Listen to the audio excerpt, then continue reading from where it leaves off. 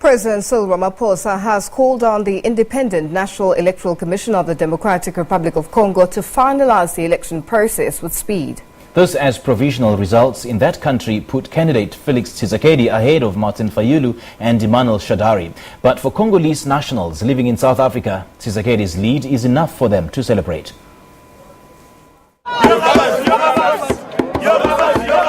An African drumbeat sweeping across Yeoville streets, accompanied by ancient lyrics of victory and triumph.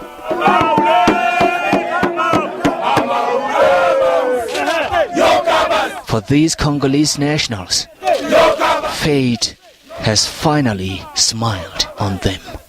Tshisekedi mwanetu, Tshisekedi utombulusha koku, toke ngi bikole mwanetu, ndili disanga jita mienga, challenge abuni chakwakulato, yeah. Today nice today.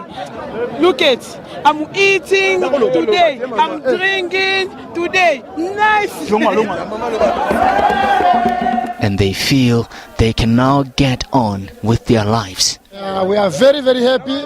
Of course, they just didn't want anyone left out of the rowdy celebrations.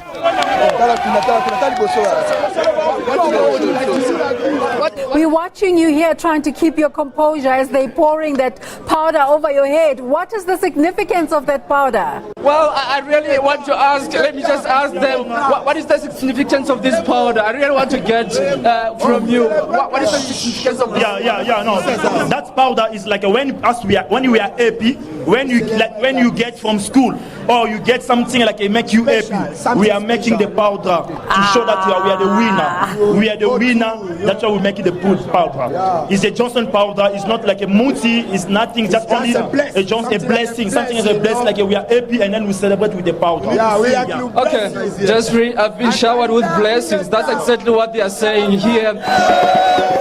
And there were more powder celebrations.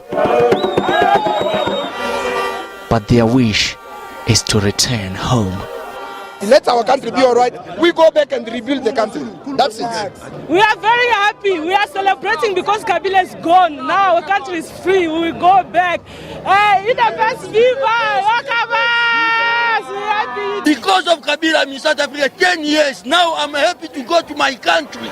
It's a tale of a Central African country whose troubled past still haunts them.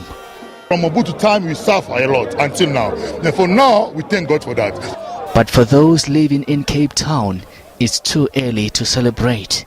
It's so early to say something positive because we don't know what can come after. May God is going to help us. It's going to come nice. That poverty, I think, is going to finish. And the South African government's plea is for peace and stability.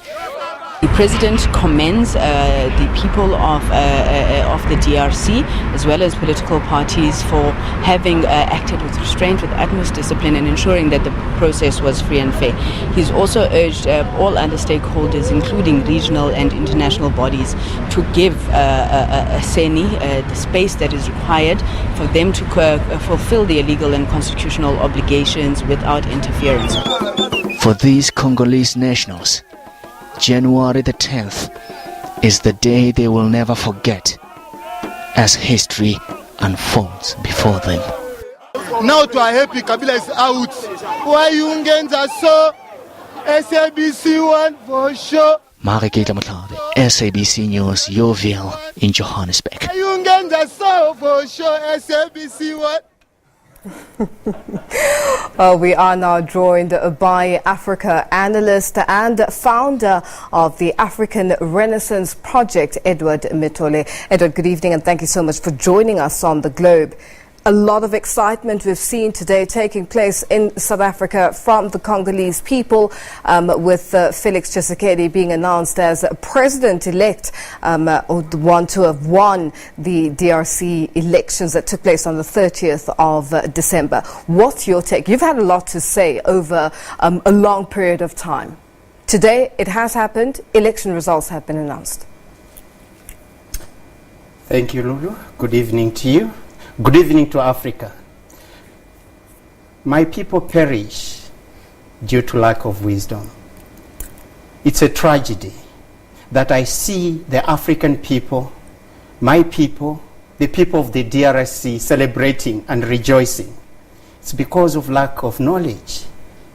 What has happened today is a managed transition.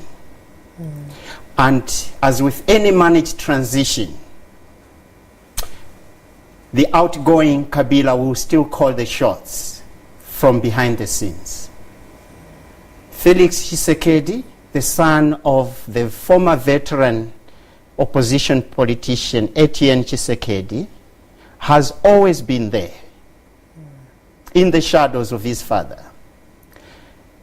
The opposition, the real opposition in the DRC, is in exile. Capital creates its own opposition. Global capital creates its own opposition. If you look at all the opposition parties in the world, they have been carefully selected by capital to play the game. The ruling party and those in the opposition are all playing a game, and they have been carefully selected over the years by global capital. The DR Congo is a magnificent cake. As King Leopold II of Belgium said during the Berlin conference that decided the partitioning of Africa, the division of Africa, to share the cake, he said, DR Congo is a magnificent cake and will always be for the very long time. You must remember that the Western world depends on African minerals for their sustenance. Without African mineral resources, the Western world would cease to be global power. The DR Congo has suffered for a long time. Beginning from King Leopold II, to Patrice Lumumba, to Desiree Mobutu, to Laurent Kabila. It has gone through untold suffering and pain. When I see my people in DRC celebrating, I feel very sad. I've been broken today with the result. Tears have been streaming from my face since morning when I first heard of the result from the Independent Electoral Commission, which is not so independent. Because you must understand that all the electoral commissions in the world are remote controlled from Brussels, from Geneva, from Paris, from Washington. There is nothing that is independent in the world. Everything has got its owner, including electoral commissions. When they went to Geneva, when the opposition went to Geneva to sign that agreement, it was clear that global capital will dictate the terms. It is a game to fool the people. The opposition candidates were Jean-Pierre Bemba, Moise Katumbi, Felix Tshisekedi, and Martin Fayulu. These two other candidates, Jean-Pierre Bemba and Moise Katumbi, were banned from contesting. As I've said, the real opposition is in exile, in prison, or silenced. They suffer media blackout. The opposition that participates in this political game is carefully selected from Washington, from Paris, from Geneva, and from Brussels. So you must not be deceived when you see people celebrating. They are only celebrating because they are wallowing in ignorance. There are three critical moments in the biography of the vertiginous assemblage that is blackness and race. The first moment arrived with the organized despoliation of the Atlantic slave trade from the 15th through the 19th century, through which men and women from Africa were transformed into human objects, human commodities, and human money. They came to belong to others who hated them. They were deprived of their languages and their names. They were shipped, transplanted, trafficked across the Atlantic. That moment led to the second moment, which coincided with the birth of writing towards the end of the 18th century. Let me come in there, Eddie. With regards to what the DRC and the people of the Congo are celebrating in South Africa currently and all over the world, what you've just said is very loaded. And the people of the Congo have made a decision or have a president-elect whom it is Tshisekedi. This is what they're faced with now. This is the present moment. Transition of power without any violence, which is better? For the people of the Congo to rebuild their country and have a living president a new president take over from a living president. Tshisekedi has been awarded 38.7% of the vote. Where is it coming from? Because all throughout the opinion polls, since October 2016, he was trailing. He was number 4 or number 3. The leading contender was always Moise Katumbi. The second position, sometimes it was Etienne Tshisekedi before he passed on. But Felix was always trailing. In the second poll in 2017 in May, he came number 4 with 5%. The third poll in 2018, he came last. So where is the 38.7% coming from? So you must understand this is a managed transition. And as I've said, they are power sharing deals where the incumbent, who is Jose Kabila, will still be there in the scene, in the background, calling the shots. Do you agree with the main opponent, Martin Fayulu's statement that he's denounced the election, saying that it was an election coup? Do you agree with that? He's justified. Looking at all the factors that have conspired to take this result and give it to this regime, it is clear that there were some negotiations. And you must understand that any negotiation, when it comes to African politics, it doesn't benefit the people. We had a negotiated settlement in South Africa. It was not for you, Lulu. That negotiated settlement was for them and super profits. We had the dismantling of apartheid. It was not for you, Lulu. That dismantling of apartheid was for them and super profits. We had the abolition of slave trade in the United States. That abolition was not for you. It was for them because they realized that the slave trade was not benefiting them. What would benefit them was neoliberalism. And they dismantled the slave trade. There is, every time, when people look at negotiated settlements, they start celebrating. It's because lack of wisdom is prevailing amongst us. When we came back from the plantation in South America and the Caribbean, they promised us neoliberal democracy. To whose benefit is neoliberal democracy in Africa? It is to the ruling elites. Neoliberal democracy has never benefited the African people. To whose benefit are elections held in Africa today?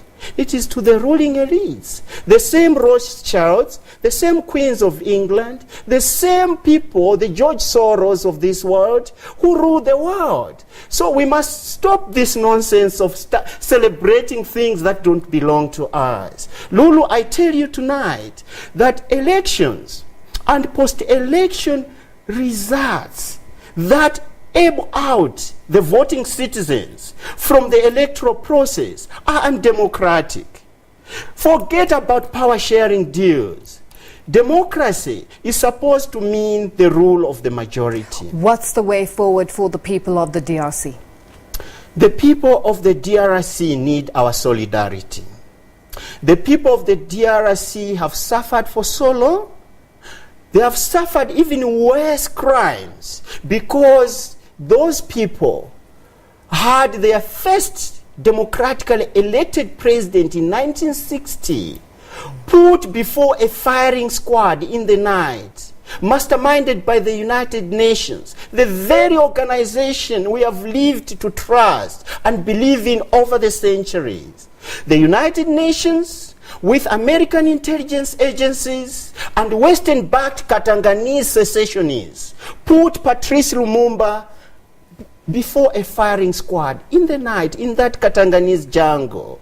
They liquidated his remains in acid, scattered his remains in the jungle. Today, we recognize the United Nations with its hollow posturing as nothing but puppets of imperialism and neocolonialism. When they meet in Geneva, the question is always, how do we share the cake?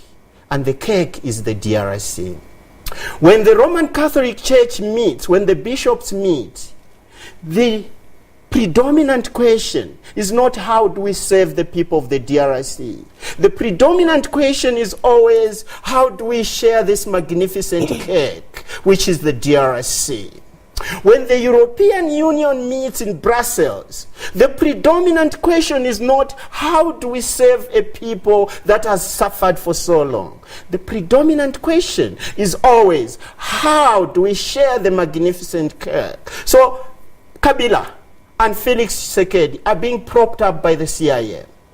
Martin Fayulu, a former ExxonMobil executive, that's a puppet of global capital. He's being propped up by the EU and the Roman Catholic Church. So you must understand that the Cold War is still there. And the playground is the DRC. When Mwalimu Julius Nyerere warned us that white people will not kill each other anymore for the plunder of African resources, after the Berlin Conference, they decided that they will never, ever genocide each other for the plunder of African resources. They will make agreements and share the cake equally amongst themselves. Edward, I know you have a lot to say. I wish we had more time, and unfortunately, we have run out of that. Thank you so much for joining us. That is Africa analyst and founder of the African Renaissance Project, Edward Mitole, joining us live.